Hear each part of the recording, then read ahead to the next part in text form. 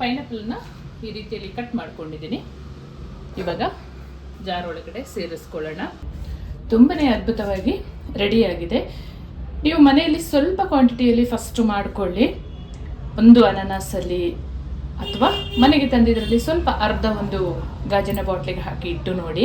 Same ಮೆಥಡಲ್ಲೇ ಮಾಡಿ, correct ಆದರೆ ಇನ್ನೂ ಜಾಸ್ತಿ ಮಾಡ್ಕೊಳ್ಬೋದು. ನಮಸ್ತೆ ಎಲ್ಲರಿಗೂ, ಎಲ್ಲರನ್ನು ಸುಸಿಸ್ ಕಿಚನ್ಗೆ ಸ್ವಾಗತ ಮಾಡಿಕೊಂಡು ಇವತ್ತು ಅದ್ಭುತವಾದ ಅಡಿಗೆ ಮಾಡ್ತಾ ಇದ್ದೀನಿ. ಬನ್ನಿ ಹೇಗೆ ಮಾಡೋದು ನೋಡೋಣ.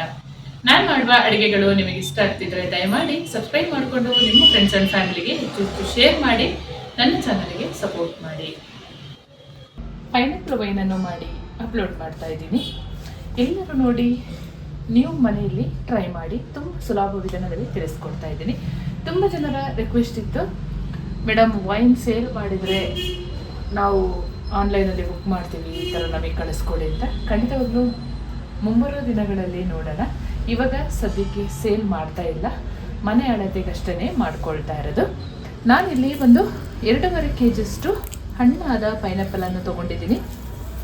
ಈ ರೀತಿಯಲ್ಲಿ ಹಣ್ಣಾಗಿರಬೇಕು. ಸಿಪ್ಪೆನ ತಗೊಂಡು ಒಳಗಡೆ ತಿರುಳನ್ನು ಮಾತ್ರ ಕಟ್ ಮಾಡಿ ಹಾಕೊಳ್ಳುವಂಥದ್ದು. ಇದನ್ನು ತೊಳೆದು ನೀಟಾಗಿ ಒರೆಸಿ ಇದರ ಸಮೇತ ಕಟ್ ಮಾಡಿ ಕೂಡ ಹಾಕ್ಕೊಳ್ಬೋದು. ನಾನು ಆ ಥರ ಮಾಡ್ಕೊಳ್ಳಲ್ಲ. ಸೊ ಈಸ್ಟ್ ಕೂಡ ಯೂಸ್ ಮಾಡಲ್ಲ ನಮ್ಮ ಮನೆಗೆ ಮಾಡುವಾಗ. ಸೇಲ್ ಮಾಡೋರು ಖಂಡಿತವಾಗ್ಲೂ ಈಸ್ಟ್ ಯೂಸ್ ಮಾಡೇ ಮಾಡ್ತಾರೆ, ಜಾಸ್ತಿ ಸೇಲ್ ಮಾಡ್ತಾರಲ್ಲ, ಹಾಗಾಗಿ ಬನ್ನಿ ತಡ ಮಾಡದೆ ಹೇಗೆ ಮಾಡೋದು ಅಂತ ನೋಡೋಣ. ಇದರಿಂದ ನಿಮಗೂ ಕೂಡ ಅನುಕೂಲ ಆಗ್ಬೋದು ಅನ್ಕೊಳ್ತಾ ಇದ್ದೀನಿ. ತುಂಬ ಜನರು ವೈನ್ ಪ್ರಿಯರ್ ಇರ್ತಾರೆ, ಹಾಗಾಗಿ ನೀಟಾಗಿ ಸಿಪ್ಪೆನ ಹೆರೆಯೋಣ.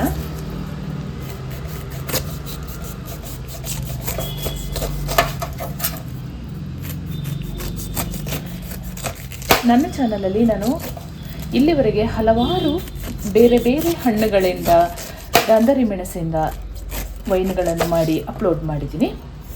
ಒಂದ್ಸರಿ ಚೆಕ್ ಮಾಡಿ.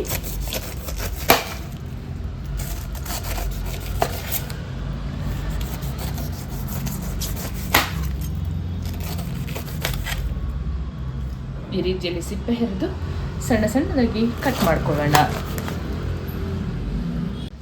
ಪೈನಾಪಲ್ನ ಈ ರೀತಿಯಲ್ಲಿ ಕಟ್ ಮಾಡ್ಕೊಂಡಿದ್ದೀನಿ. ಇವಾಗ ಜಾರ್ ಒಳಗಡೆ ಸೇರಿಸ್ಕೊಳ್ಳೋಣ.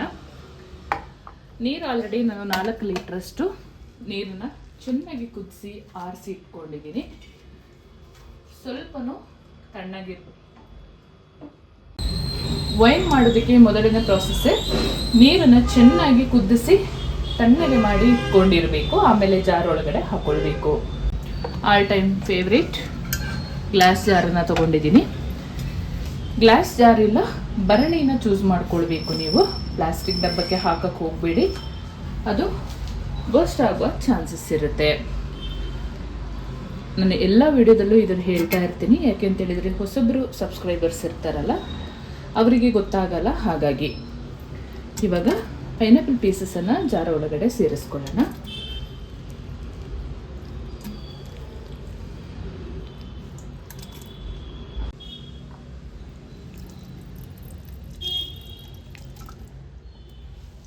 ಎಲ್ಲವನ್ನು ಸೇರಿಸ್ಕೊಂಡಿದ್ದಾಗಿದೆ.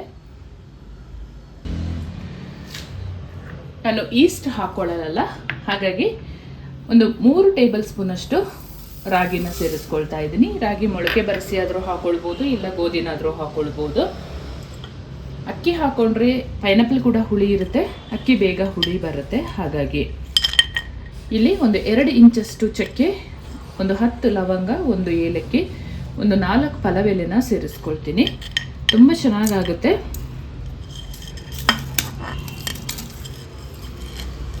ಇದೇ ಸಾಕು ನಮಗೆ ವೈನ್ ಫರ್ಮೆಂಟೇಷನ್ ಆಗೋಕ್ಕೆ. ಸೊ ಈಸ್ಟ್ ಅಂತ ಹಾಕೋದು ಬೇಡ. ನಾನು 4 ಲೀಟ್ರ್ ನೀರು ಅಳತೆ ಮತ್ತು 2 kg ಪೈನಾಪಲ್ ಅಳತೆಗೆ 1 kg ಸಕ್ಕರೆ ಹಾಕೊಳ್ತಾ ಇದ್ದೀನಿ. ಬೇಕಿದ್ದಲ್ಲಿ ಮತ್ತೆ ರುಚಿ ನೋಡಿ ಹಾಕ್ಕೊಳ್ಬೋದು.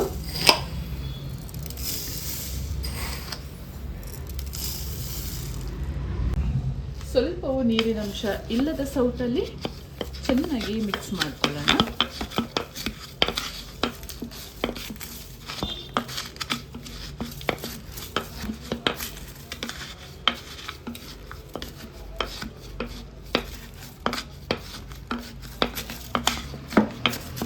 ಇವಾಗ ಕುದಿಸಿ ತಣ್ಣಗಾದ ನೀರನ್ನು ಸೇರಿಸ್ಕೊಳ್ಳೋಣ.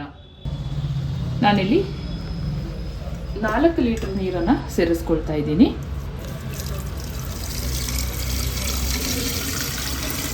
ಜಾರ್ ಫುಲ್ಲು ಕೂಡ ಹಾಕೊಳ್ಬಾರ್ದು.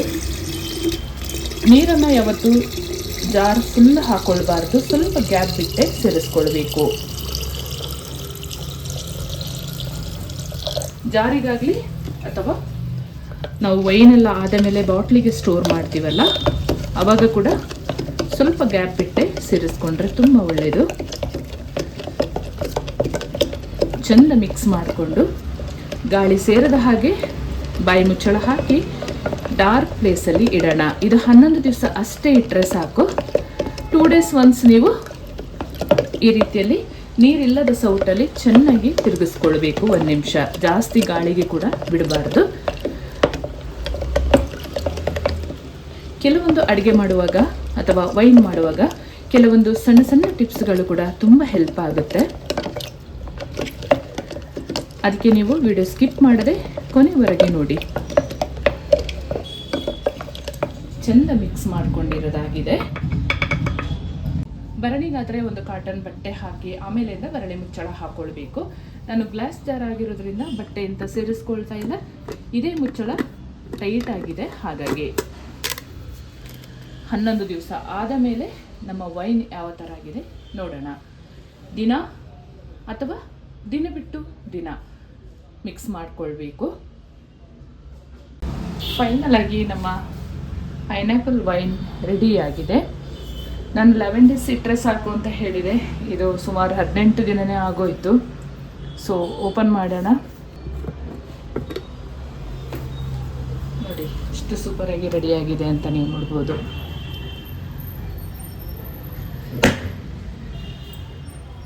ಇದನ್ನು ಒಮ್ಮೆ ಚೆನ್ನಾಗಿ ಮಿಕ್ಸ್ ಮಾಡಿಕೊಂಡು ಸೋಸ್ಕೊಳ್ಳೋಣ. ಸಕ್ಕರೆ ಬೇಕಾದರೂ ಹಾಕೊಳ್ಬೋದು.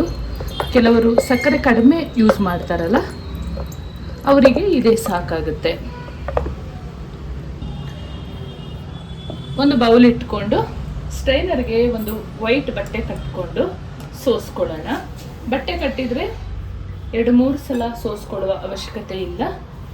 ಇಲ್ಲ ಅಂತ ಹೇಳಿದರೆ 2-3 ಸಲ ಸೋಸ್ಕೊಳ್ಬೇಕಾಗತ್ತೆ ಈ ರೀತಿಯಲ್ಲಿ. ಇವಾಗ ವೈನ್ ಹಾಕೊಳ್ಳೋಣ.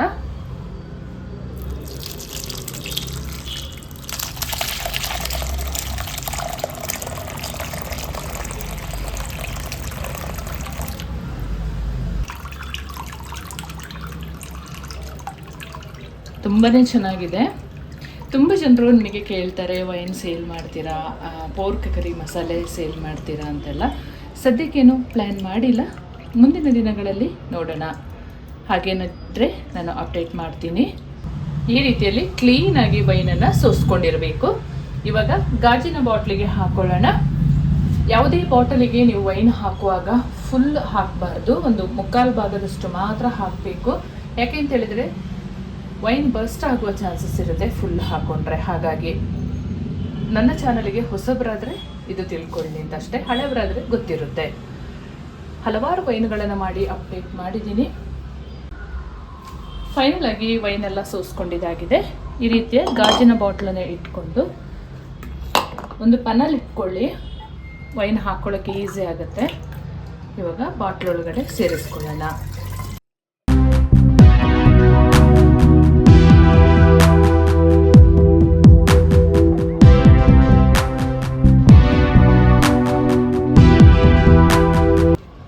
ಸ್ವಲ್ಪನೂ ತಣ್ಣೀರು ಸೇರಿಸ್ಕೊಳ್ಬೇಡಿ. ತಿರುಗಿಸುವಾಗ ಆಗಿರಲಿ ಅಥವಾ ಏನಾದರೂ ಸ್ಪೂನ್ ಯೂಸ್ ಮಾಡುವಾಗ ಆಗಿರಲಿ, ಬೇಗ ಹಾಳಾಗುತ್ತೆ ವೈನ್.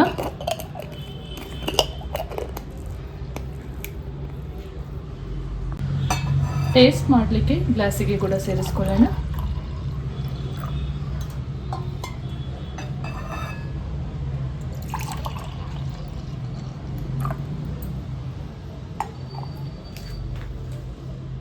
ಈ ರೀತಿಯಲ್ಲಿ ರೆಡಿಯಾಗಿದೆ.